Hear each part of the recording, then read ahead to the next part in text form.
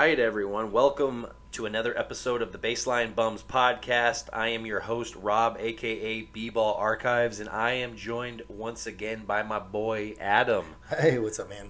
Excited to be back for the third time. So. Oh yeah, excited to have you, and starting to get the hang of this a little bit. Yeah. I can definitely tell you're getting some episodes under your belt. You're looking good. I'm going to test you today because we got some really good topics. The first one, we're looking at a really great 3v3 I saw on Twitter. It's LeBron, Kobe, KD versus MJ, Bird, Magic. Everybody's in their prime. Who are you taking? So that's going to be the first topic, and then we're going to dive into some Steph Curry talk. Where does his legacy rank now after this most recent championship? There's a lot of people that are saying he's top 10. There's a lot of people that are having close to top 10. So we're going to talk about where he's ranked now and where he can go.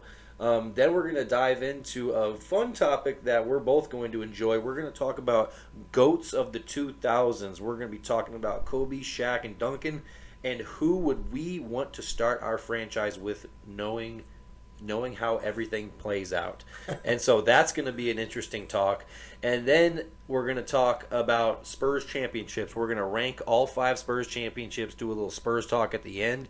All this is going to be really great. I'm excited about it. Yeah, dude, I'm excited to get into it. Yeah, dude, I'm looking forward to it. I'm excited to get into it. So let's just start off first things first. I'm looking at this 3v3, LeBron, Kobe, KD, MJ, Bird, Magic. Every single one of these players is unanimously within the top 15 players ever to live. Yep. So obviously everyone is super talented, in their prime, healthy. To me, this is really close. So who are you going with in this 3v3 situation?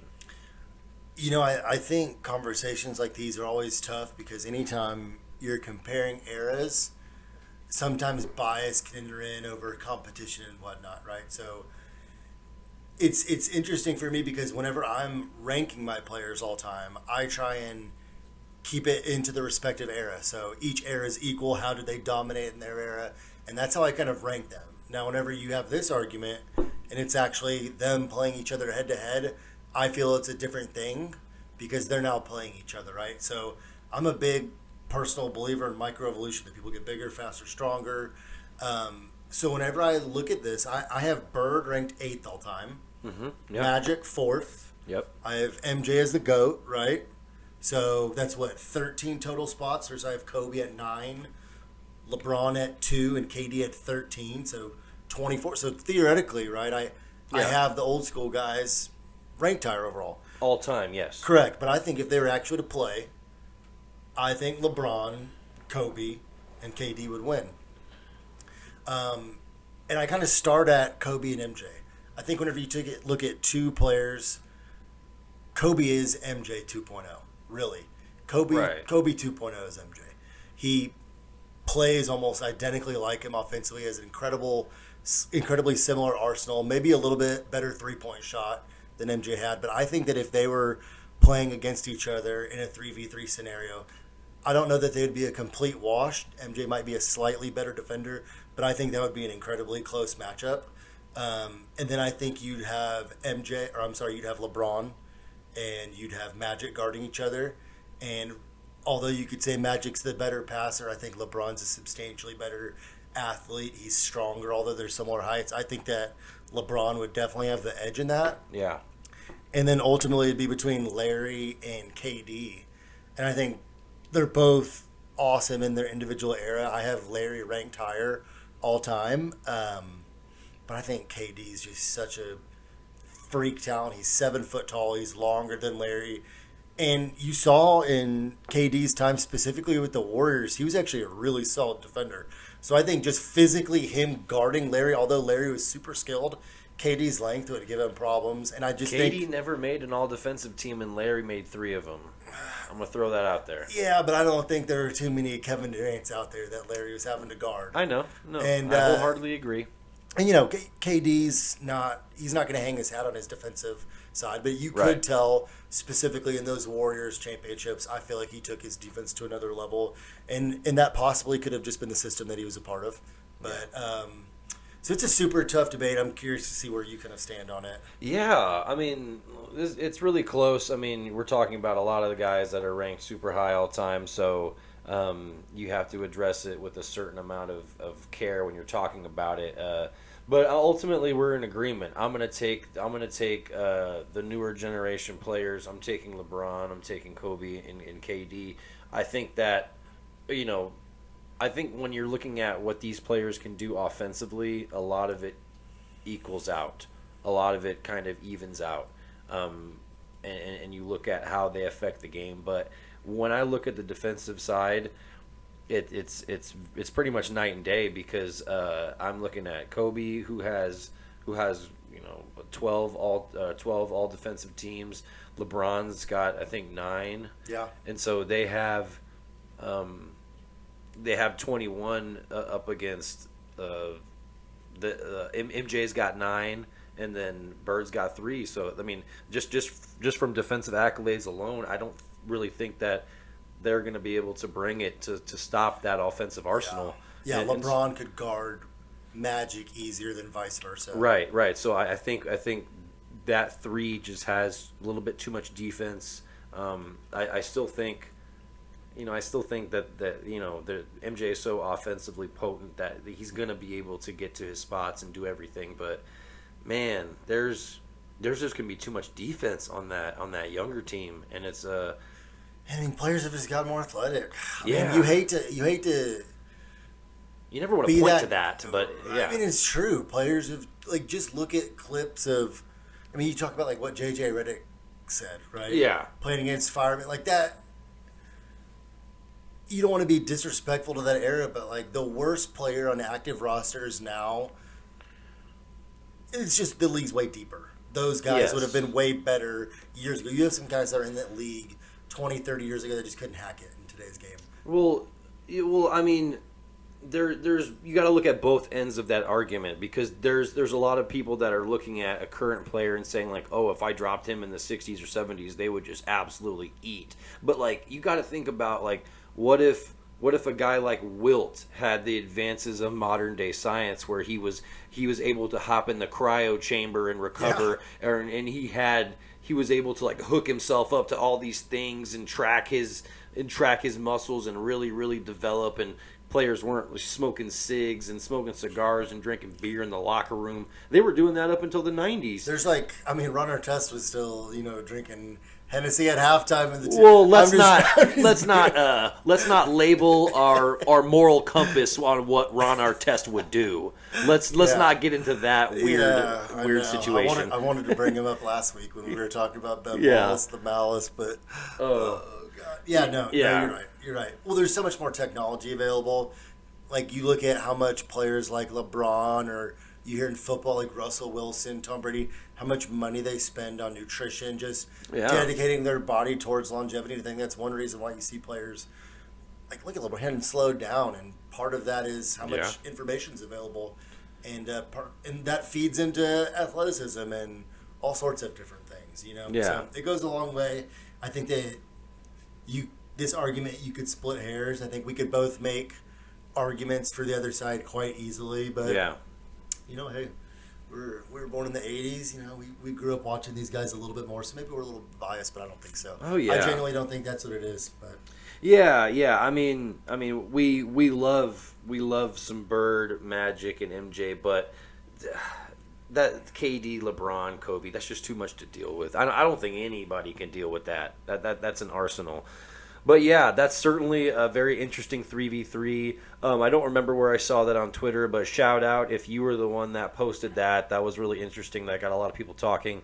Let us know what y'all think in the comments. Yeah, if you agree with us, if you have a different idea, we'd love to hear it, and feel free to get back to you guys in the comments as well. Yeah.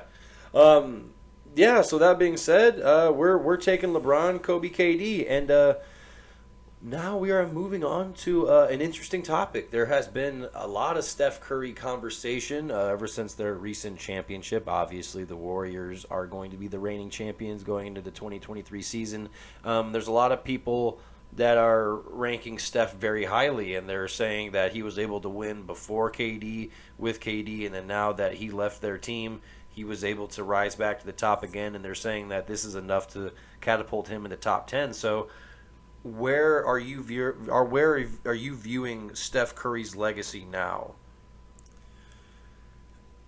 I'm not one of those guys that held it against him that he didn't have a Finals MVP in any of his first three. So, like, there are certain people that were saying, oh, he's never had it. I've always viewed him as the most important Warrior. But I think that this most recent championship, it does obviously further his legacy, right? Yeah. So, I don't know exactly where I had him prior. I probably had him closer to, like, 13, 14. But this most recent one moves him up to 10th for me. That's exactly where I have him. You have him at 10? Yeah. So I have him at 10. I have him above Kobe, or I'm sorry, right behind Kobe at 9. Apologize, not ahead. I was about to say. Right behind Kobe at 9. I have Larry at 8. I have Shaq at 7. Duncan 6. Russell 5. I think it's like impossible to put him below 10, almost at this point. You could put Wilt, I guess, above him, right? There's still certain people that would put Wilt above him. We don't. I don't know. We don't, but there's a lot of people that would. Yeah. But, like, I have him right above Hakeem, Oscar, KD, and I don't think you can argue KD's above him, right? Like, KD had to go to him to win his championships. Right. Like, just like you said, Steph won it before him, and I think Steph's biggest championship was before him. Yeah. I think his biggest one was before him. That first one was monumental. I thought that team, overall, that Warriors team was the best. So, I have him at 10. I think that whenever you look at, like, all-time greats, you try and look at how much influence they had on the game. And I think that some people say, like, he changed the game. I don't think he changed the game. I think he was, like, the biggest personification of the game changing. I think he changed the game. See, I don't. Dude, I completely disagree. I think he is. It completely points to his emergence, like the amount of change. And I remember looking up stats on this. It was, I think, the 2010-2011 season. There was only one team whose offense was more than 30% reliant on threes. Now, there's only 4 teams that are under 30%. Yeah. It is an absolute night and day difference since the emergence of Steph Curry, and teams are seeing the value of spacing the floor now more than ever. And I don't think all of that came about because of Steph Curry, personally. I think it more so came out because of analytics. People were realizing that the mid-range was done. And I think Steph Curry was the blueprint of what it looked like at its peak. He was the best version of the change. But I don't think Damian Lillard plays the way he does, or Portland has their offense based around just Steph Curry. I don't think that's the case. I think if you look at other shooting first guards, I don't think they're the way they are because of him. I just think the game now is so much more three, you're at the rim, and I think that Curry is the blueprint of how it looks the best. Right. But I just don't think he's the reason it is. And I just... I think you're kind of talking about, like, just two sides of the same coin. You're saying, like, he wasn't the reason, but he's the prototype. So, like, you're almost like saying, like, you know, he wasn't the reason, but he kind of sold everyone on why they should do it. It's like correlation versus causation. Like, I don't think the analytics were like, hey, let's look at Curry and base it around this. I think they were like, hey, the most efficient shots or efficient three-point shooters in attacking the basket and finishing at the rim. And then you have Steph Curry just being like, here, this is how you shoot. And he's just the best at it. So, I don't know. I don't think he changed it, but I think he's the best example of it. I don't know. I have to completely disagree. I see the correlation happening as soon as he became to emerge as a superstar. A lot of people became to emulate that. And then I think I see that even deeper when I see youth basketball and I see how the younger generation is practicing. I see that impact. There's a lot of people that are wanting to be Steph a lot more than they're wanting to be other players. I agree with that. And so there's a lot of things that go into his legacy and how I do think I completely agree with that. Like he's whenever people look back at the shift, they will look at him. So I don't blame you for looking at it that way. I just don't view it that he caused it, but no. Right. Well, I have a little brother. Like I'm a big brother in a program, and my little brother like we go play basketball, and his favorite player is Curry. Like he likes to emulate his shots, and it's like you know. So that's the way it is. Yeah, they're shaping their game after him, but Yeah. I think in terms of like his potential, I think if he stays in Golden State the rest of his career and gets 2 more rings, Yeah. I think if he continues with longevity, there's going to be an argument to be made that he could finish third. I don't see him passing LeBron, just because kind of what we talked about earlier, lack of being able to play on the defensive side of the ball to that level. Yeah. But I think he could possibly pass Kareem. Yeah. No, I think I think you're right. He would have to do quite a bit for the remaining of his career, but I think given his impact and what he did, you know, it would have to be a lot for me to put him above some of the defensive people, like, you know, it'd take a lot for me to put him above Kobe and Shaq and Duncan and those guys. But, you know, if he rattles off a couple more rings, he's the main reason why they do that. Then who's to say he's not? Yeah. So like that most efficient scoring guard probably if you look at his true field goal percentage, I would imagine, or at least based on how much volume. It's got to be. I don't know the statistic, but I bet it's pretty high. Well, I mean, anybody that has 50, 40, 90 capabilities and you're in that realm most seasons, like you're crazy efficient. That's insanely efficient. That's only been done 11 times in NBA history, and Steph Curry's one of them. So it's funny. I was listening to your live the other day, and y'all were talking about like whether Steph Curry was a playmaker. Yeah, and I thought that was an interesting take and something that I had thought about. He doesn't really create plays directly for other people. No, but because of how defenses have to guard him and adapt to him, people are naturally in a better position to score just because of his existence on the floor. Exactly. Like he finds a way. Like if you want to call him running off certain ball screens and having to garner double teams off a freaking staggered ball screen, if you want to call that playmaking, yes, he can create off the dribble. He can get to the basket. Yes. But that's not how his game is necessarily. Right. You know, so it's I thought that was a really interesting topic, just something I wanted to point out. No, I mean, I couldn't agree more. Yeah, I feel like my overall stance on that was, and how I was kind of phrasing my argument was, you know, he does some playmaking with the ball, but a lot of what he gets credit for is playmaking off the ball, and that's not playmaking. What he's doing is he's spacing the floor, allowing for more room for the play to be made. And so it's like, you know, he's really, really helping the offense by providing that space, but that's not playmaking. Like, because you could point to, is Klay Thompson playmaking because he's helped spacing the floor? Is Damian Lillard a playmaker? Damian Lillard is just as much of a playmaker as Steph Curry is. You think they're similar, right? I mean, I think he creates a little bit more for himself off the dribble out of necessity. I mean, he just doesn't have the same help in Portland, right? So I think that he has to kind of stat chase a little bit more. He holds the ball a little bit more. Yeah, So it's slightly different, but their skill sets are great. Poor guy's not going to even be able to pass the ball next year. No, I mean he's going to be paid $61 million a year, so I don't think he's too upset. But at the same time, he's not going to win in Portland. No. And I remember you and AJ talking about what he's going to get there. He's going to get a bag, and he's going to be able to ask for a trade if he wants it. Yeah. We'll see. Yeah, and he signed a 2-year deal for a reason. He's going to want out if that doesn't work. Mm-hmm. But that's a lot of good Steph Curry stuff. We view him very highly, but it's tough to put him a little bit higher without defense on his side. So, you know, Steph Curry, we love you, but we wished you played some defense as well, because then you might be in GOAT conversations. But but that being said.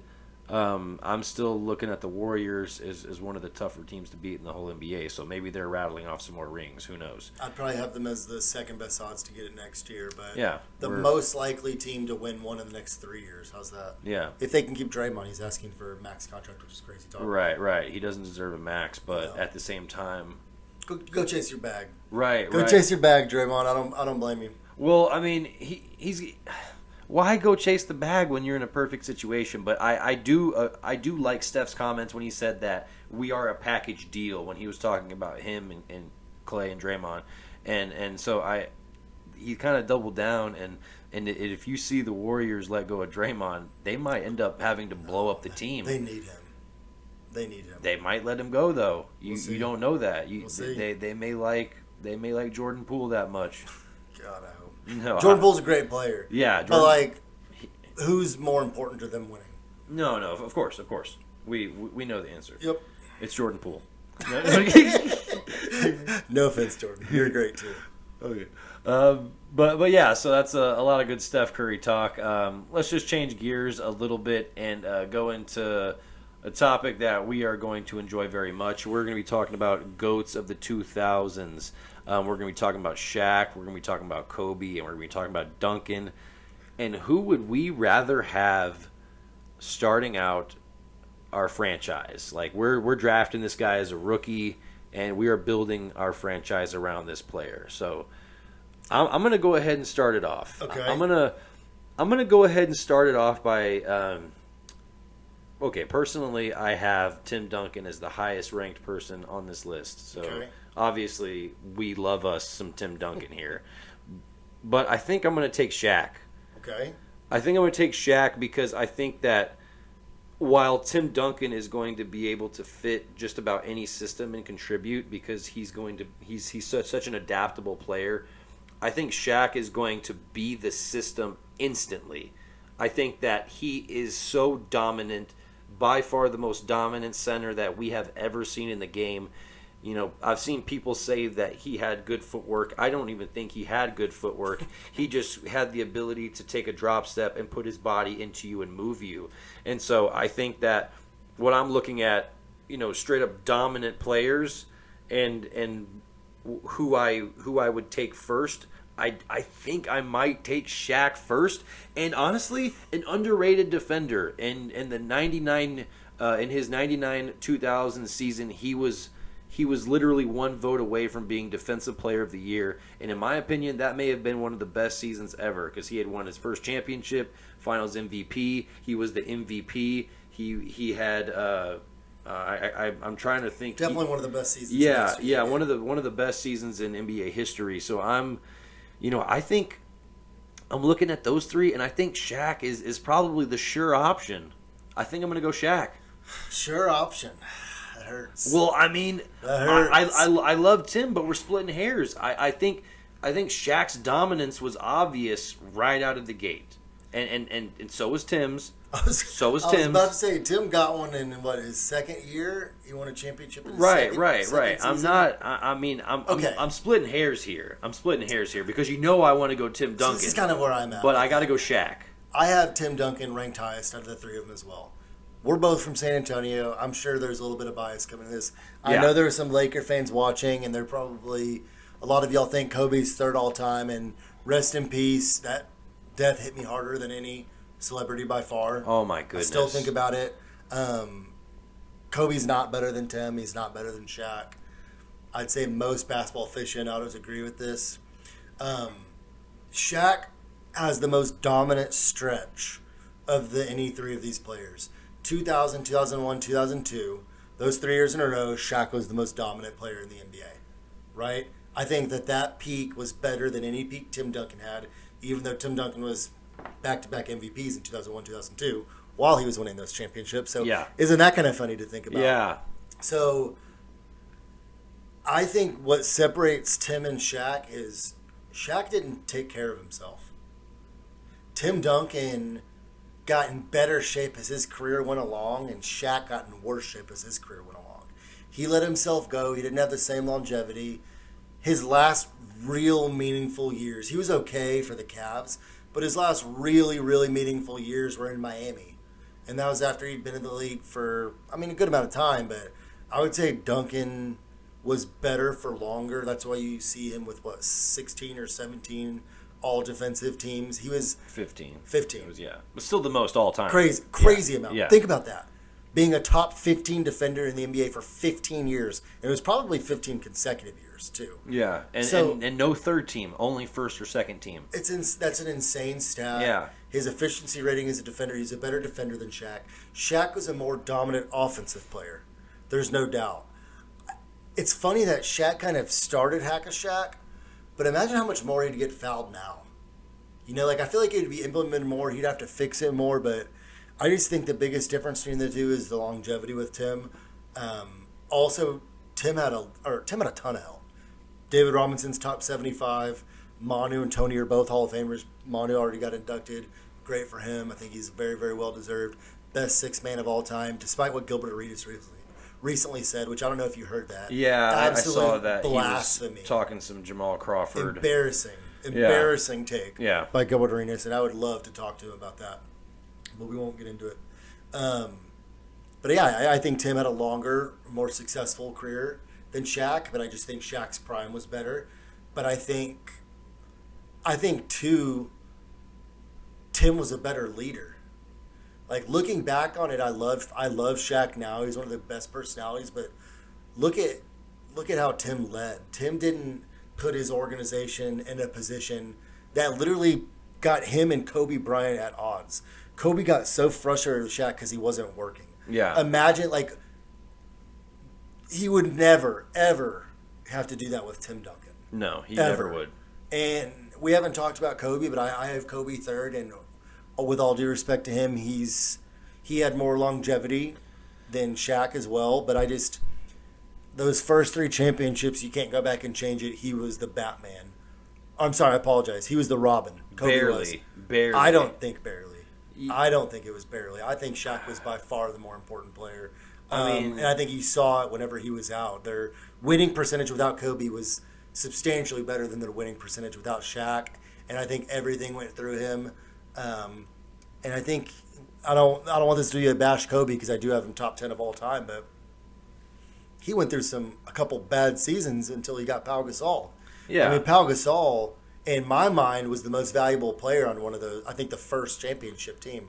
No way! Get the fuck out of here. Pau Gasol was not more valuable than Kobe. I thought he was. And it'd be interesting to go back and look at... I want to hear you make that statement. Go back. Yeah, I said I think Pau Gasol was as, if not more important than Kobe Bryant on their first Lakers championship team. Yeah. And I think that if we went back and we looked at the efficiency ratings and the plus minus, I think we'd be shocked at what it says. That's what I'd say. Okay, cool. I think we'd be shocked. And all right, I just wanted to hear those words. They had Lamar Odom as well. Yeah. And they had Andrew Bynum.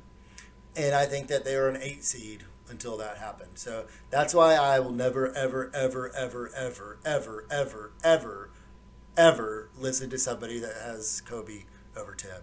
And it's just, that's how I feel about it. All respect to Kobe, rest in peace. Well, I mean, I'm not going to be as disrespectful as you are and say ever a million times, but because I think it depends how you value the game.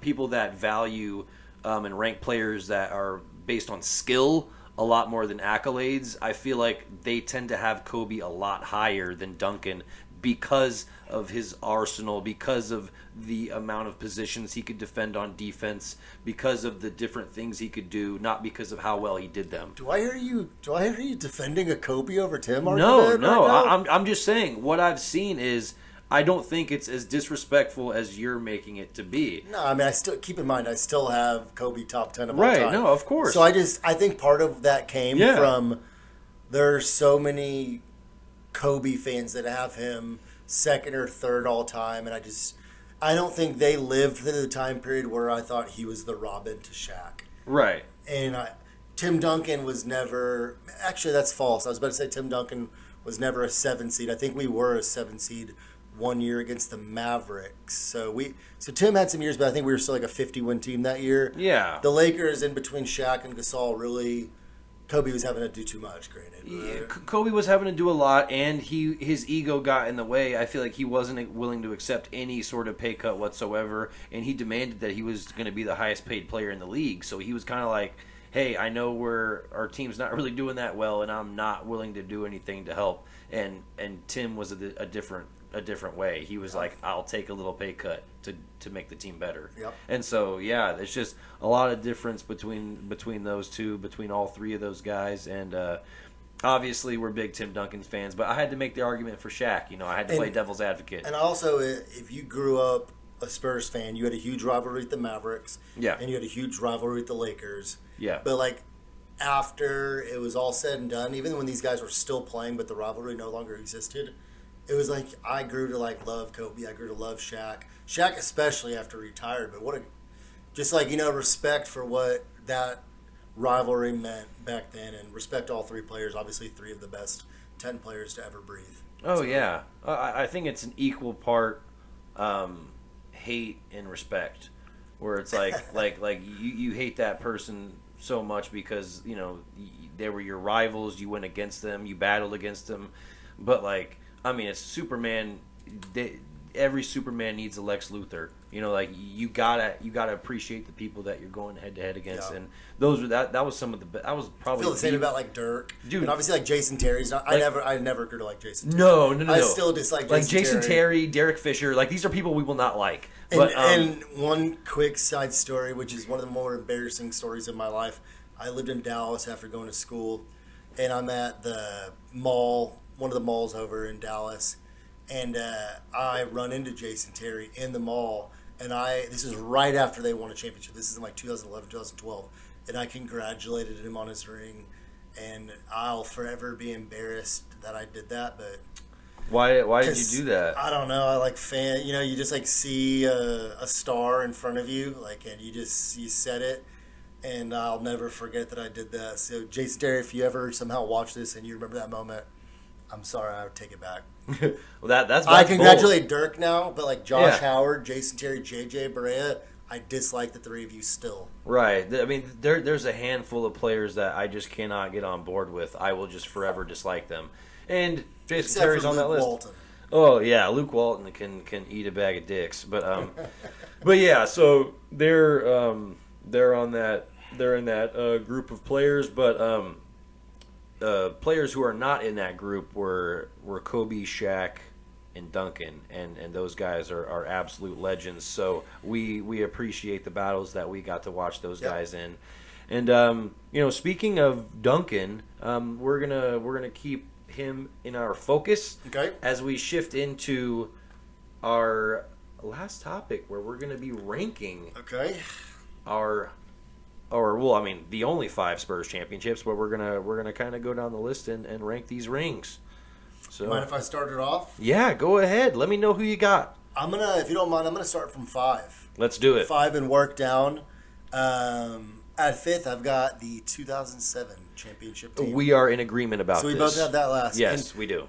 Part of this for me is that just process of elimination. I have a few other ones higher that I think were just more pivotal to the dynasty that the Spurs created, but also just like we shit on the Cavs. Like, it wasn't competitive. Yeah. Like, I don't think any games were even really close. No, in fact, no game was close. Was single digits. Yeah, we ran through them. Yeah, and I don't even think it was like the best version of the Spurs either. No.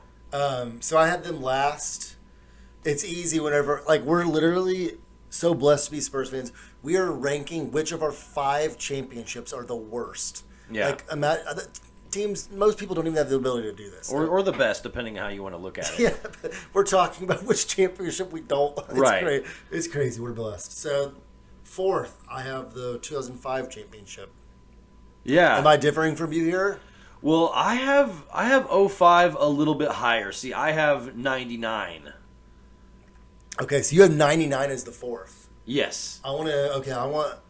Because I disagree on that pretty heavily. Well, where are you coming out with that one? Well, I mean, we beat the 8th seed Knicks. They weren't really a very strong team. It was a lockout season, and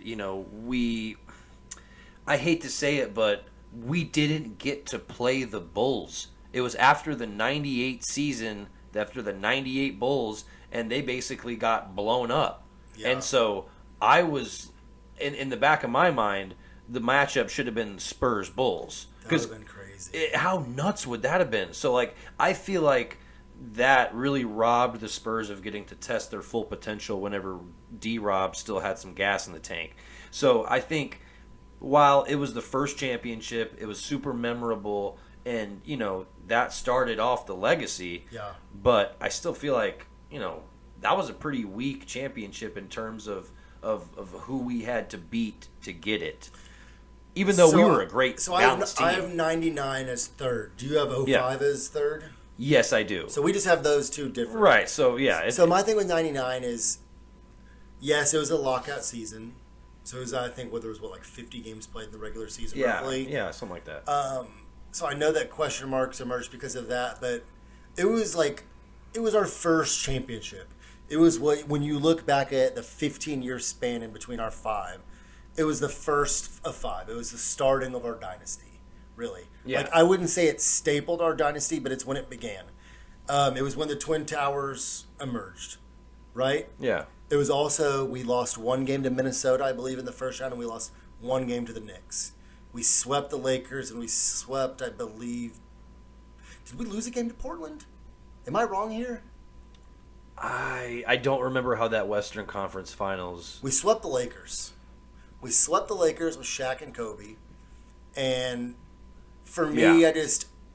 Sweeping the Lakers, I think losing 2 games the entire playoffs. First championship, Duncan's first championship, David Robinson's first. David was still a little bit better than he fared in 2003. Yeah. So I just think I have it. I have them third, and I have 05 fourth. Yeah. The reason I have 05 higher than 07, I thought it was nice that we beat the reigning champs. So we beat the Pistons, and I thought Robert Horry's performance, although he was like a role player, he made that championship a little bit more memorable to me whenever I just think back on that series. Yeah. In a weird way. Yeah. I mean, it is what it is. I have mixed feelings about Robert Horry now. He's made some outlandish comments. He's talked some trash about the Spurs. Right. Yeah. I just can't get on board with him anymore. But I have 2005 at that third ranked for that reason, because I think that's an underrated series. When we beat the Pistons in 7, you hit the nail on the head. They were champions in 04, so it meant a lot being able to kind of dethrone them and beat them in the way that we did. And there was a lot of talk about them being a more well balanced team than us, and we kind of just proved that we were the team that was going to kind of take the 2000s by storm rather than them. Because I felt like at that time in the early mid 2000s, it was like, dang, it could be the Spurs or it could be the Pistons that rattles off a couple more rings depending on how they are, and it ended up being us. So like, I'm kind of glad that things unfolded that way. So 05 was big in that way. So we're in agreement on the 2 that are at least top 2, but I don't know about the order. Yeah. So who do you have as second? 2014. Okay. So you have 2014 as I got 2014. I have 2003 as the second. Yeah. And it's funny because I have notes on my computer, and I cut and pasted this twice because I flopped. Yeah. I flopped on this. I ended up moving 14 higher than 03. Although when I look at 03, that is like the year that we got back over the hump and really like solidified the beginning of our dynasty. Yes, that's why I have it. We up beat there. the Lakers, who just three-peated, and beat them, and were able to really start our dynasty because we rattled off 3 out of the next 5 years. Yeah. The only reason I don't have it number 1, partially I just think the 14 team was better. I think the brand of basketball, you look at how the Spurs were able to adapt to become a more offensively minded team after our first few championships were built on defense. It was also the longest gap.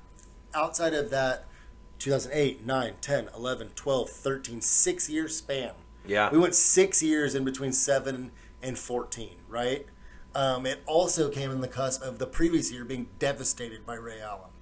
So it's like you have all those things, the 6-year gap, avenging the Miami loss the prior year, being kind of regarded as the best passing team in modern basketball. Yeah. They just put on a blueprint of basketball, and sour looking back on it that Kawhi was the MVP of that series, But I mean, it was deserving. I mean, Tim was slowing down. Tim slowed down. Manu, Tony weren't quite the same. Tony was still real nice. Tony was still real nice, but he wasn't the same as 07 Tony. Or even like 2011 Tony. Yeah. Whenever he was like clearly our best. I'm just going back to Finals MVP Tony. Yeah. But it's I mean, 2014, you hit the nail on the head when you mentioned the beautiful passing. I think that's when our offense was probably the most fluid. So there's a reason why both of these are in our top 2 championships, and that revenge on the Heat. I mean, and they beat us in 7, and we the next year beat them in 5. It was like we stomped them. It was like we aren't even going to give you a chance, and that's what I felt like was very powerful about that as well. Do you think we still win in 14 if we also win in 13? No, you don't. No. You think like Miami has a different tune?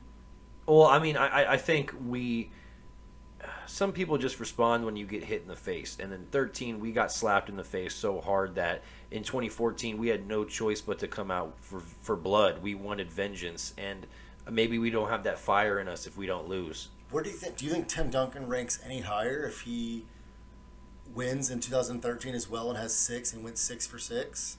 I think that he would be in the argument with Kareem. Yeah. He would be in that Kareem type argument when you're talking about big men. He's got the longevity, he's got the defense. He's already damn near in that conversation for me as it is. Yeah, so I mean, what's to stop him? There's only one guy that went 6 for 6. So it would have been interesting to. Yeah. Yeah, I mean. And even that one loss, that's razor hair. That one loss, I don't even consider that really a loss.